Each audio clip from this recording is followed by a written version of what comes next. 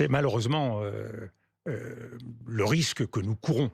Il y a dans notre pays des fractures sociales, des fractures territoriales, des fractures identitaires, et il y a grossissante une fracture démocratique qui se nourrit du sentiment d'une déconnexion de la classe politique, d'une déconnexion du président de la République Mmh. avec la réalité vécue par les Français, auquel s'ajoute le sentiment d'une impuissance politique et publique. Ça, c'est terrible pour notre démocratie.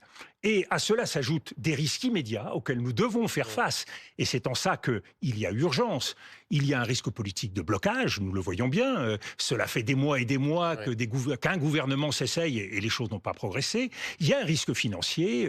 Il suffit de regarder les marchés, l'évolution des taux d'intérêt. Les choses sont encore contrôlées. Il y a un risque économique. Et celui-là me paraît majeur aujourd'hui, avec la menace d'une récession pour notre pays, une situation de croissance de l'Europe extrêmement fragile, beaucoup de plans sociaux, des entreprises qui sont désorientées, qui n'investissent plus.